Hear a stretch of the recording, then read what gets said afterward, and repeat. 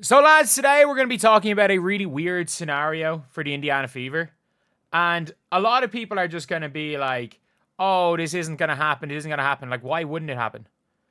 As of right now, I'm not joking when I say this. I don't think the Indiana Fever beat Chicago Sky.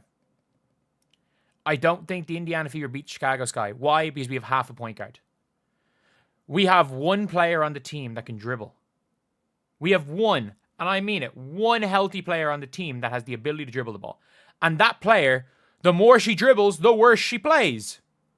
Like, let's be honest. You don't want Kelsey Mitchell dribbling the ball. You don't. The more Kelsey Mitchell dribbles the ball, the worse it is for the Indiana Fever. Like, I wish they had like the full like synergy stats where it's like Kelsey Mitchell's percentage of more than one dribble. If Kelsey Mitchell dribbles the ball more than once and it's not, and it doesn't end up in an open layup, the ball's not going in. The ball is just not going in. If she dribbles once to get a shot, or she doesn't dribble at all and relocates, and she gets it off a cut, there's a good chance she scores. Unless she's an open layup and she takes more than one dribble, it's not going in.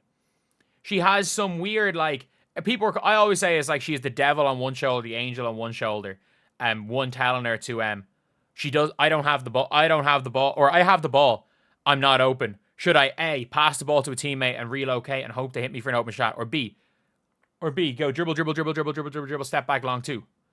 And people are saying the long two is the Green Goblin mask for Kelsey Mitchell.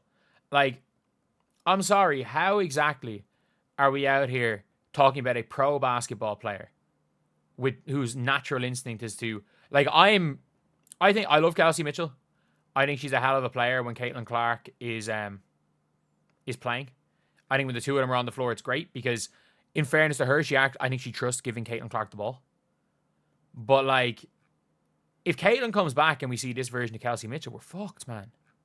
We're screwed.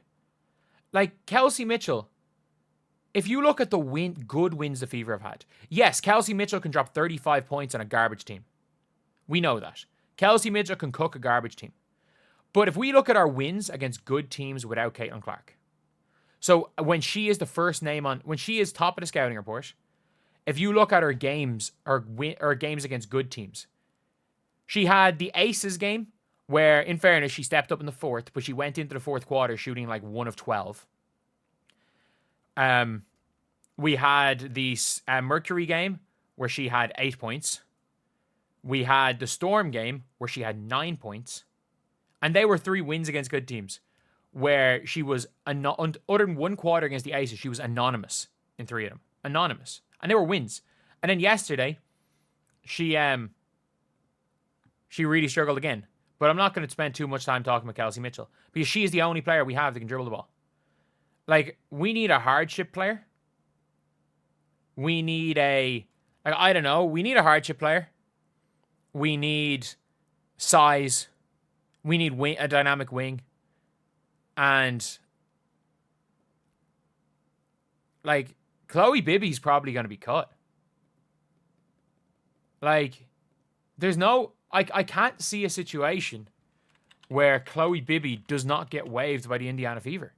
Because Colson's 1,000,000% done for the season. Like, Colson's done. There's no way Colson's back. And even if Ari comes back, like, Ari cannot play 40 minutes and Sophie can't play point guard. Like, I think Sophie, you can run kind of an offense through Sophie. The problem is she's not a good enough ball handler. We saw it. DeWanna Bonner just blitzed her straight away when she went up to one. Like, Sophie Cunningham absolutely has no ability to play point guard. Like, she has no ability at all to dribble the ball. And Chloe Bibby was starting dribbling the ball up the floor. Like, there's actually there's no reason when it comes to Chloe Bibby first of all, there's no reason why she shouldn't be playing. But if she's not going to play, like, why did KK Timson not even get garbage time minutes yesterday? I've never seen a team not play their young player in garbage time when their young player came in and did a job. Came in when it mattered and did a job. Why not just give her garbage time minutes? Because I don't know with Steph White's rotations. But, like, Chloe Bibby, she has no trust in Chloe Bibby at all. Like, why not just, they have the salary, they have the cap space to waive her and bring in a point guard. They do. There is Odyssey Sims is available. If they take a Serena Sundell, they're dumb. But they might just take the risk on Serena Sundell. They might need... The problem is that you need a 1-2. Grace Berger's not available. Like, that would be a thing. Because you need someone who can come in and play the 2 when Caitlin Clark is back. Because Ari and Caitlin are going to be their point guards. And also play the 1 a little bit with Caitlin. Like, Grace Berger... Because let's be real. Like, Grace Berger is not the perfect player. But the reason I'm so high on Grace Berger is... She is one of the very few players in the WNBA that understands, I'm not the star, let me pass the ball to the stars. Haley Jones is very similar for the Dallas Wings. The two of them, it's like they're like Homer Simpson when he was talking about Snoopy, or was it Snoopy? What was the Homer Simpson thing? Homer Simpson, Itchy and Scratchy. Poochie, that was it.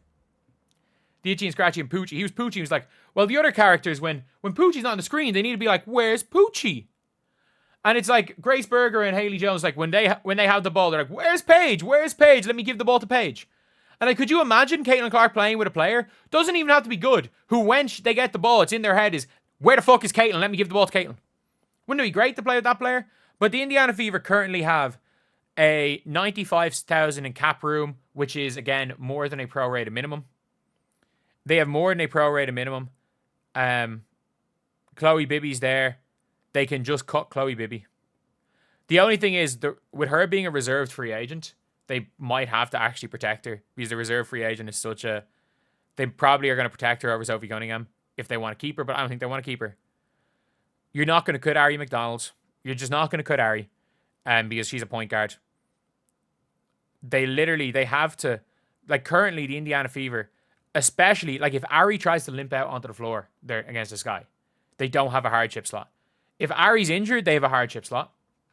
I would rather Ari be injured and get a hardship player in than Ari be at 50%. But it doesn't even matter whether Ari's injured or Ari's at 50%. They have, like, 5 more games to go before Caitlin Clark's back from injury. 5 more games minimum. And you've then got to figure out a situation where you've got a point guard. And you can't just waive Chloe Bibby. Or say you can't just waive Colson unless Colson's okay with being waived. Which I don't think they're going to do. Like, we've saw the Dallas waived Carly Samuelson, who's injured. And then, like, after waiving Carly Samuelson, they kind of figured it out where she's going to rehab with them. I don't think they're going to do that. I think they're going to just, because they're so scared of vets. I think they're so scared of pissing off vets that they're not going to waive Sid Colson regardless of her injury. If they're willing to waive Sid Colson, that's fine. And the thing is, our shot clock has diplomatic immunity.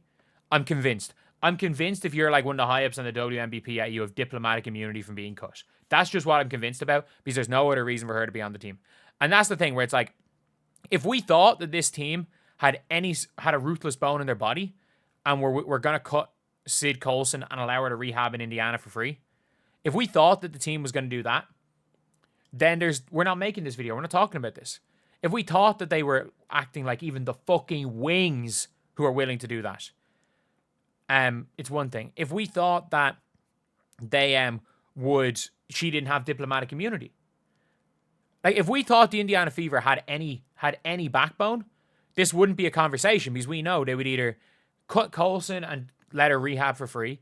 They would cut Bree Turner because she can't play basketball. But we know that's not going to happen. So the player to be cut is going to be between KK Timson and Chloe Bibby.